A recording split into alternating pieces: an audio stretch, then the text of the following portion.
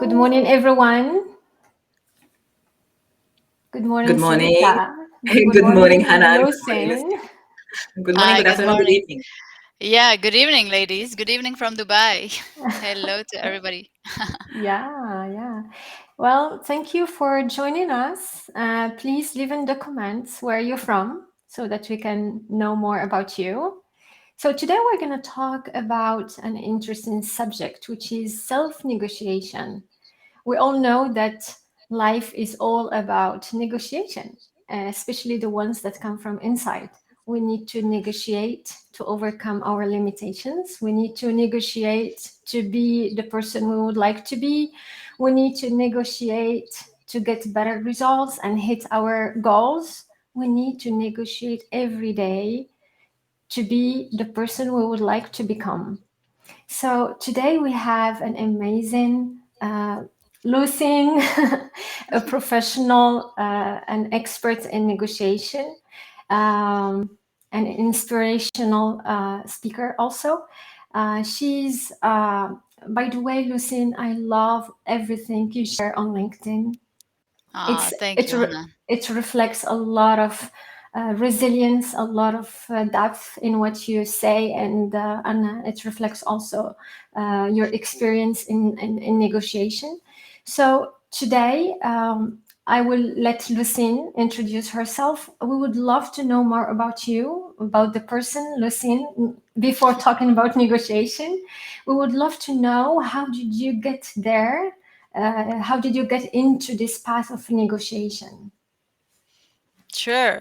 Okay, thank you very much. Thank you for inviting me and thank you for organizing these lives because I mean, we all face adversity and we can all use a dose of resilience to overcome them. So I think it's amazing what you're doing, ladies. Thank you. Honored to be your guest. How did I become a professional negotiator? Yeah, that's a question I get asked often because it's not that common, right? And people don't even Yes. know that it's an actual job. But yeah, I help companies with their complex negotiations. So that means either training their teams, their executives on how to negotiate better, be it sales, procurement, whatever contract negotiations they're having, or negotiate on their behalf or negotiate with them, help them go from a disagreement to an agreement when a non agreement is not an option. The way I became a professional negotiator is I was working in finance, working in strategy sales for 15 years on trading floors of investment banks and the stock exchange. And I was lucky to have a human resource department that invested a lot in training. So we got trained by some of the world's best negotiators for a year-long masterclass. And I felt just so fascinated by the subject because we all believe that we can negotiate, that it's just something that we do, like communication. But when I got taught the actual ways of doing it and the impact and that it's so much broader, I felt so fascinated. I wanted to learn everything about it. I mean, there's Mhm. influence, there's psychology, there's profiling. It's phenomenal. So I specialized in that, and then I joined the company actually and became one of their trainers, and now the global head of negotiation training. So we provide negotiation trainings all around the world and advisory. So yeah. Amazing. Thank you for sharing this journey. It's really interesting how you did this career change. How old were you when you did this career transition? Well, I started working very early. I grew up with a family where unfortunately we weren't blessed financially. So I started working when I was 13. Wow. Yeah, I just didn't want to be a burden for my parents. So and I was living in the Netherlands where it's quite common to have like a summer job. Mhm. So I started working part time from the age of 13, and then started just paying everything myself. You know, my books, my school, my clothes, everything I needed, I paid for myself. Um, so how old was I when I transitioned from being? So I was head of structured products in finance, and then I left in 2016. So how long is that ago? 6 years So ago. that was, I would say I did the career switch around 30 something. I'm 39. Voila, that's out Okay. there. Thank you for being transparent in regards to your age. I appreciate it. I know that Sure. we women are usually very conspicuous when we are talking about our age. So the reason I asked you was that because many of us had transitioned from different other different careers, right? And there are many people who are forced to transition now because of the pandemic, right? They were forced Yeah. because of the conditions worldwide to take the time and to, some of them were forced because of their inner universe, they had time to really engage with themselves, listen to themselves, and realize that whatever they were doing was not the right fit for them. But they were also forced by outer conditions. They were either Mm. relieved from their workforce and whatever. So I was really curious and just wanted to share with people that I've met so many women and men lately who change careers in their 30s, in their 40s, Yeah. and they're very happy. And sometimes you are fortunate because it was by choice, right? And for the two of us, for me and Hanan as well, it was by choice. But there, even for the people who transition out of their careers into new ones, forced by outer conditions, doesn't mean that it's something bad, even though when you are in the transition in itself might sound bad. Yeah. So I'm just curious because our topic today is negotiating and mostly negotiating with ourselves, right?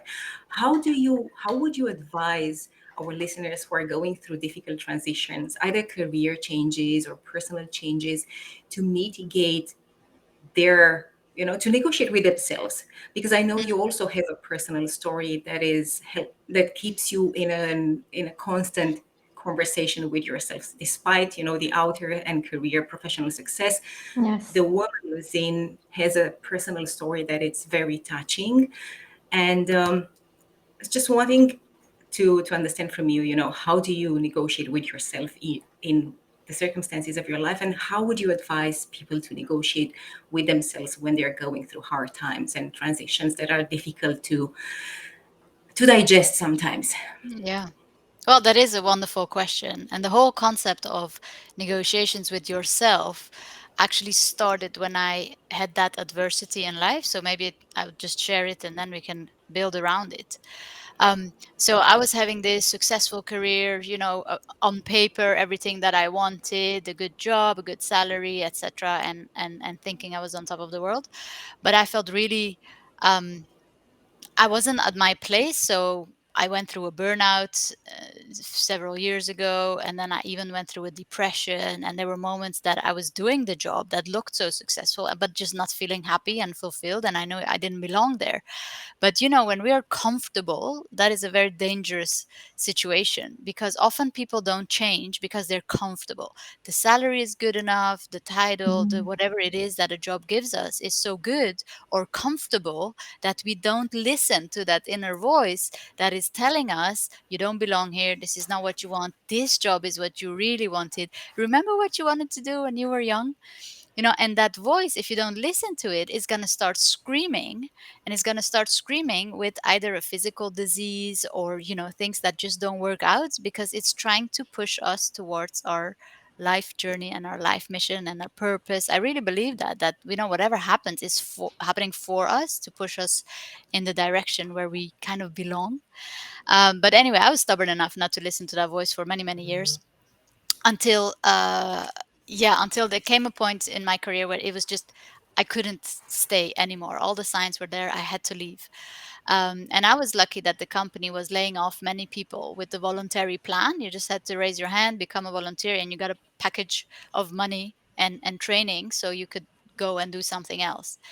So I was like, oh my God, the whole company is going to become empty now. Everybody's going to leave. And that didn't happen. There were very few people who actually left with that package, although it was very generous, because again, the fear of change is Mm-hmm. holding us back. The fear of the uncertain, the fear of our own capabilities is what holds us back. So many people prefer to be unhappy, but in a known situation, than risking going for the happiness in an unknown situation. Now, if you do have the courage to break through that and to have confidence in yourself, in life, and say, whatever happens, I'm going to stand back up, it's exactly this resilience that you ladies talk about. If you know that you have that and you can build on that, that's when people make the jump and then go for what's better. So that's what I did. 2016, I did an entire year of beautiful trainings. I did executive coaching, parental coaching, MBTI, everything that I wanted to always learn about, and I loved that year. It was seriously one of the best years of my life. And at the end of that year, I got my degree, and I thought, oh, wow, wonderful. Now I'm going to become an executive coach, and I'm going to teach people about negotiations, etc. So I launched my company of going on my own, a bit scary, but still, in February 17. And literally 1 month later, hell breaks loose. That's when we found out that my son, who was only 5 years old at that age, that they told us he has a severe disease, and we really don't know what, but we're examining. So that's when you really go through hell, like what's happening, for 5 years thinking your son is fine, and then boom.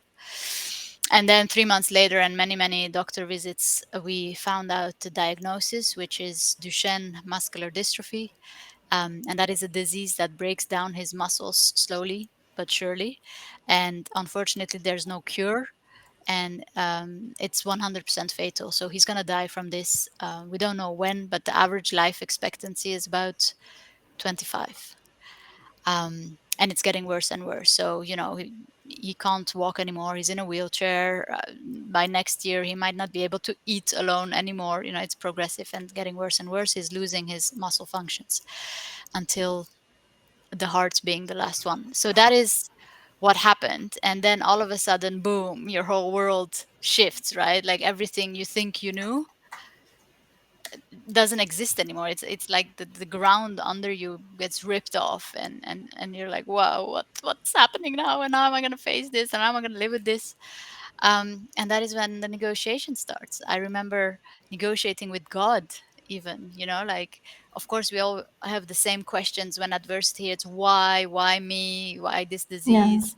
And I had all those questions, and I negotiated with God, saying, God, please give me the disease, cure him, let me go, give my life to him. All those crazy stuff that I think any mother would think when you're going to lose your child.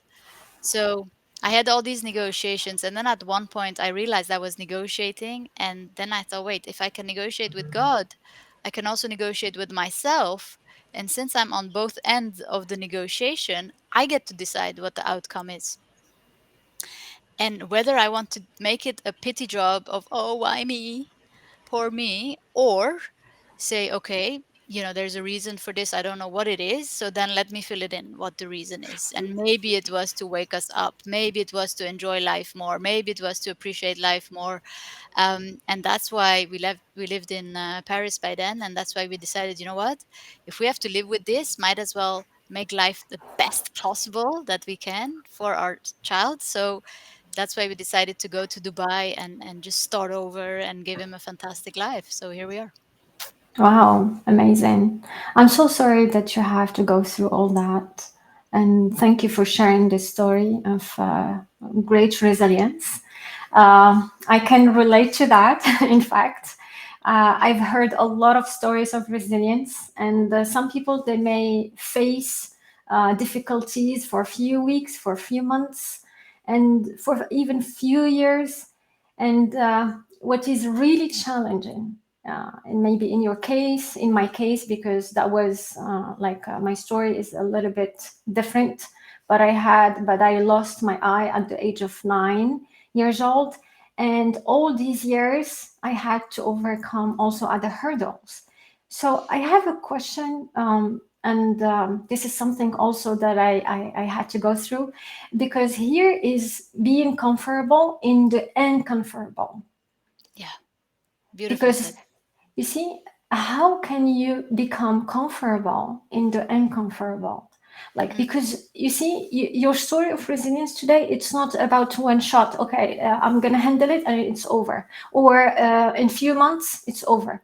It's something that you have to handle on a daily basis, and yeah. even after that you need to handle also a lot of emotions and a lot of things that may be happening. So how can you, from your perspective, be comfortable in the uncomfortable? And this is may help people who are watching us today. They may be Yeah. facing difficulties. Of course it depends on the kind of difficulty. So what can you say? Well, it's beautiful what you say, Hanan, becoming comfortable in the uncomfortable. And this is typically something that, you came with because of your situation. losing your eyesight at 9, it's not something temporarily that you then, you accept and you move on. It's continuous and every day and every day. And with the fact that my son's disease is progressive, makes it that it gets worse and worse. And I know tomorrow will be worse than today. And still I have to remain positive and still I have to enjoy. um, so how do you do that? The thing, I think it might sound quite harsh, but it starts with a decision. You decide. And that is why I am now looking back feeling blessed that I went through burnout and depression during my years in finance, because I remember when we got the diagnosis, I immediately thought about that year. I was in depression for 13 months, and I immediately thought, that's not going to happen again. We're not going back there. I know it. I've been there. It hurts. We're not going back there. So if depression is not an option, then what can I do with the Yeah. pain that I feel? And that's when I said, okay, I am deciding that from now on, I'm going to enjoy life. That became our North Star, quality of life, because Mhm. quantity of life was been taken away, but quality of life is something that you decide, because that's completely between your ears. You decide if you have a good life. You decide what a good life means. You decide what a good life should look like. Instead of looking at what media is trying to tell us, or society, or Instagram, it's what do you think makes your life good and worthy, etc. So you, Hanan, having gone through all this and then having decided to, you know what, I'm going to write about it, I'm going to speak about it, I'm going to make this show about it. Imagine how many people you've already touched by deciding that you are going to use your pain as an inspiration. And that is something beautiful that then happens. I started sharing Alex's story only recently, and the feedback has been just so amazing that that lifts me up, thinking, maybe this happened for this. Maybe I was, since I am a speaker, maybe I was supposed to share this story. Maybe I'm not supposed to speak only about my corporate negotiation stuff. Maybe the life negotiations is what really matters in a, Mhm. fulfillment point of view and adding value to humanity. That might sound big and I want to stay humble here, but you give it some meaning. You give the hardship meaning, and you say there is a reason for this, and the reason is not just to suffer. That just can't be true. And I believe that we were born for a reason, and that it's magical that we exist. So I'm convinced I wasn't born to suffer. I was born to Yeah. to enjoy and to have fun, and to make something out of life. And despite this disease, I continue to do that, and I teach my children to do that. So how do you, become comfortable in the uncomfortable? Is by not fearing the uncomfortable, is by realizing that the uncomfortable is part of life, and that it's okay, and that we have all the tools to be uncomfortable, and that we have to stop, acting like we have to be all happy and joyful and positive all the time. That's nonsense. We have to learn to go through the emotions and say this is part of life too. Yeah. Yeah, I Thank really you. love what you shared, and thank you for sharing this, because I think there is a huge pressure and a huge expectation that people have that life should be easy Happy. and everything. Yes, because I Perfect. think, yeah, and I think it's very much out there because of social media, and we are using social media, and I'm not blaming social media. I don't think social media is a bad thing, but the way some people use social media just to present the glitter and the glamour of their life creates an Yeah. expectation in other people's who just stand by and watch, that life should be like that for everyone, and you feel bad and you feel guilty and you feel depressed and anxious when your life Yeah. doesn't match the expectation that it's created by other people's lives. And I think just being real and just accepting that life has its ups and downs, and it's been like that forever. It's not Yeah. only because of the past 2 years or because past 5 years or whatever. It's been like that forever. During the evolution, humanity faced highs and lows regularly. And I think accepting that it's really important, and it makes it easier to know that it's a cycle. Yeah.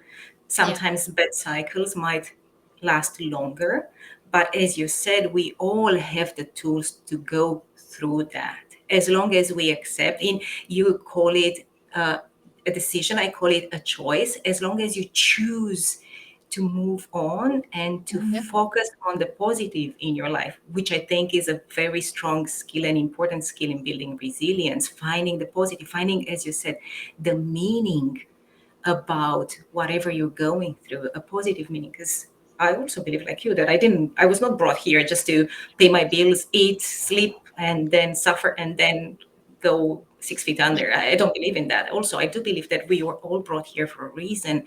And Yeah. I think it's so beautiful. And I just wanted, there was a question that I wanted to ask you because we negotiate with ourselves a lot, but many of us in the everyday lives, we also negotiate with others, right? Whether with our kids, with our spouses, in Yep. our jobs. I was curious if you consider that learning to negotiate better with yourself has an impact on the way you negotiate with others.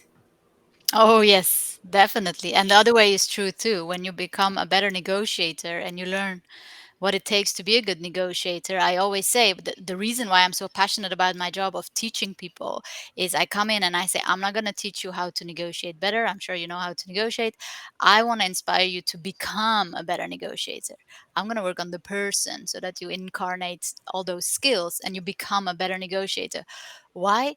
Because when we become a better negotiator with the skills that I'm going to share, we automatically become better people.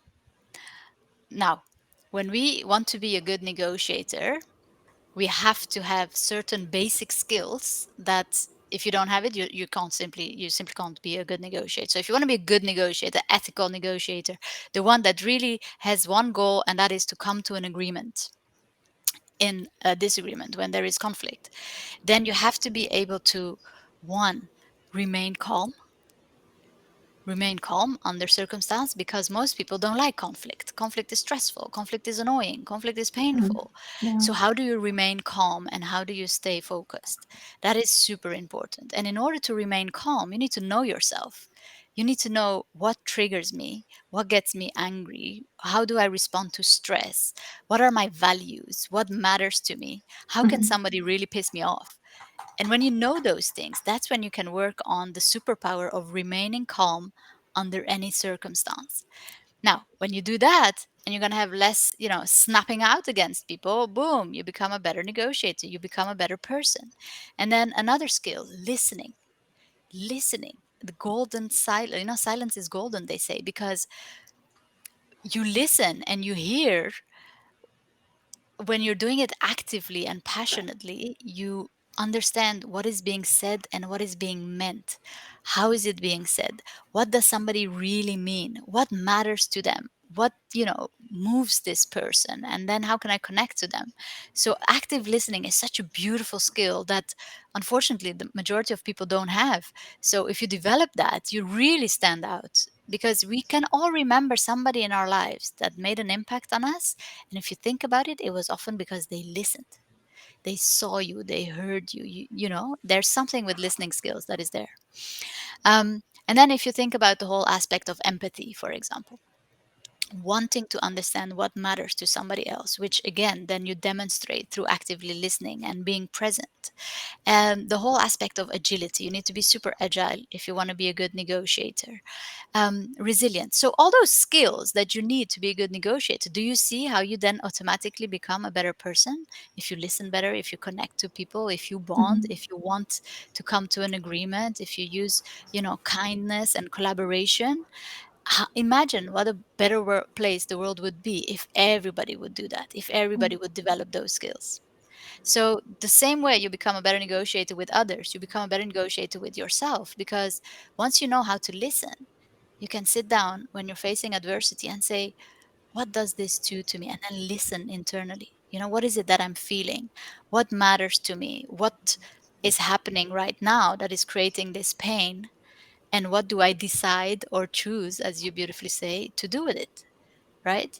And then you take your power back. You said, okay, this happened. And we all face adversity in the last few years. Look at COVID. Look at the impact of COVID, and Yes. being in house arrest, as I call the lockdowns. Um, the impact that had on people, it's massive. I mean, not everybody survives. I'm not even talking about the virus. I'm talking about suicide, etc., because it was too hard. Not everybody came out of this alive. So the mental toughness that we all had to go through, and then you think back again on listening to myself. What is this doing to me? What is important to me? What needs do I have that is not being met right now? And how can I get that need met ethically?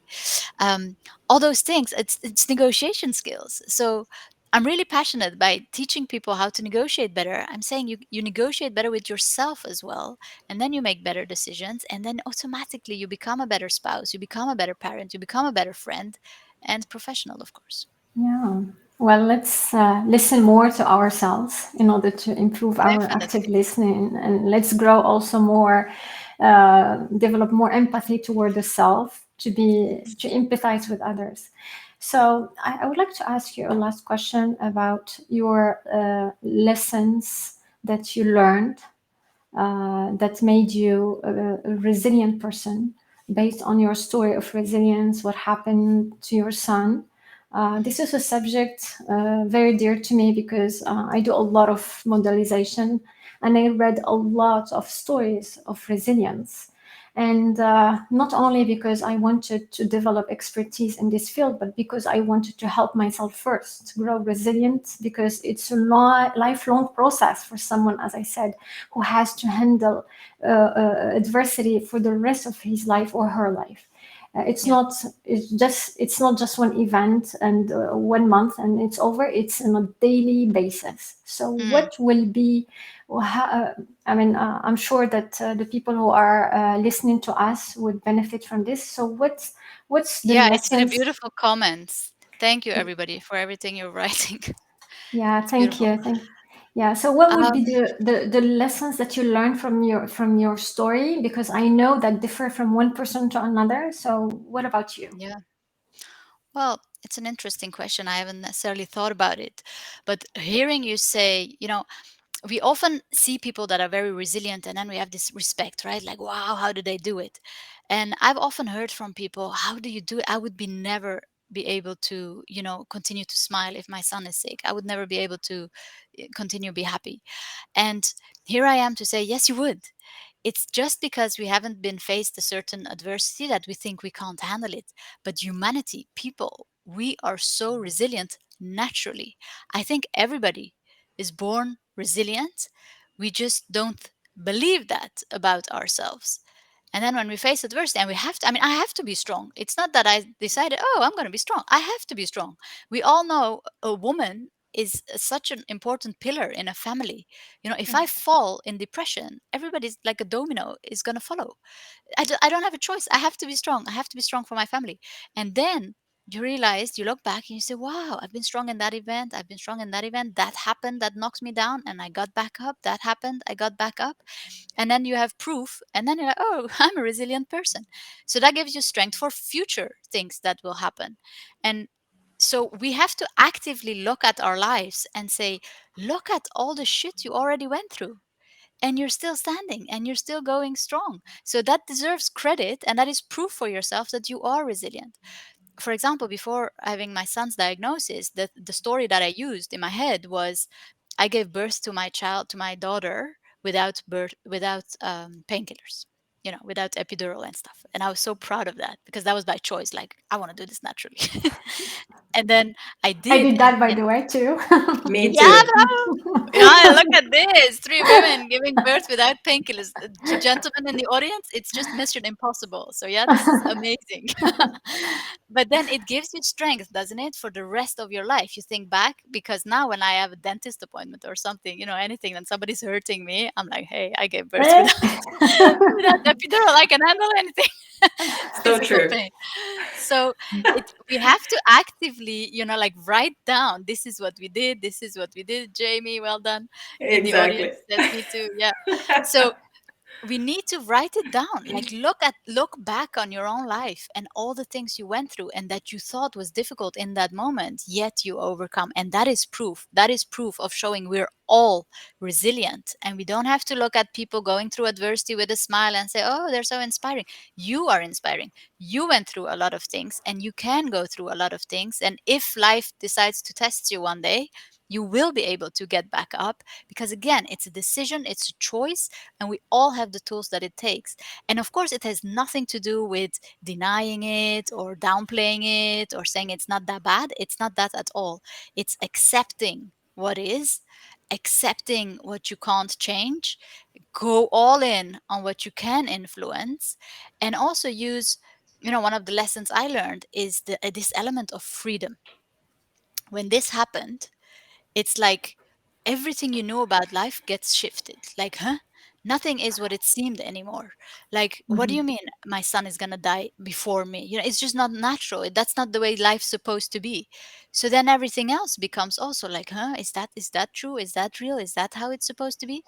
But then I got this immense feeling of freedom of saying, you know what? The page is completely white. I'm going to fill in the way I want to live my life. So I'm going to go to Dubai. I'm going to do this. I'm going to do that. And, with my husband together, we became very open minded about everything, saying we can live life the way we want to. Nobody's going to tell us what's good for our son or what we should do, or none of that matters. We decide. So it just broadened our mindset and the way we think about life and about people. And yeah, life simply became much more fun. Well, thank you. You are really an inspiration. Thank you for everything. Thank you Thank Thank you, for you. Anand. So are Yeah. you. Thank you, Saluta. Thank you for sharing your story with us, and thank you for being so open and vulnerable and so strong at the same time. I want to take a minute and acknowledge our viewers here. Isa wrote a really beautiful story here and kind of like captured in a few sentences what we said here. Jamie, who is also a strong woman, Omar, Aditya, I'm sure. I'm sorry for, butchering your name. Aditya is Shoaib, Indian name. Safiz, yeah, Margaret. Um, Heidi, hi Heidi. Heidi is one of our colleagues from our coaching school. Nasril, Syed, Atul, Hey, James. Heidi. Hi, Rolando, homie. So many people. Thank you so much. I'm sorry I don't have time to go through all of this. Thank you for taking time. Thank you for giving us your precious time, because I consider it the most precious resource. We never Yeah. get it back, right? So Mm. we are grateful for you investing your time with us. Thank you, Lousin, for also sharing your precious time with us. I think there is a lot of learning that has been done here, and I think there is a lot of power in our conversation today, and people have a lot to take away from it. Guys, just before we go, Luzine, can you share where can people find you and connect with you if they want to connect with you? Yeah, I think in the last 48 hours, I've been asked like 10 times, what is your Instagram? And I'm like, hello, people, I'm not on Instagram. People automatically assume you're on Instagram. I'm not on Instagram. I'm only on LinkedIn. That's it. That's where I share a lot personal stuff, professional stuff, anything about negotiation and emotional intelligence. I share on LinkedIn. So happy to connect on LinkedIn. I recently launched a podcast called Life Negotiations, where I talk exactly about this. How can we use negotiation skills to face adversity? And I talk with fascinating professional negotiators from the FBI and all walks of life. So that's fun, and that you can find on YouTube. So just Google me and you'll find me. You Thank you may need so to much. think about Instagram in the future. No, I'm not doing it. I like to be different. I'm not on Insta. Okay. Then TikTok. No, just joking. Cool, guys. So thank you so much. Thank you for being here with us, guys. Feel free to connect with Lucine, with Hanan, with me here on LinkedIn, on other social media. I'm on Instagram, and Hanan is on Instagram as well, and on Facebook. Lucine is not. She just keeps it cool, and she wants to be very different than all of us. And I appreciate you and acknowledge you for that. Um, Follow us, share this conversation with somebody that you think might find inspiration, might find something valuable out of it. And stay tuned till next Tuesday when we have the next episode. See you guys. Bye. Thank you, everyone. Thank you, Bye. Hanan. Thank Thank you, you. Lucine. Thank you, Bye. everyone. Thanks, ladies. It was fun. Bye. Bye.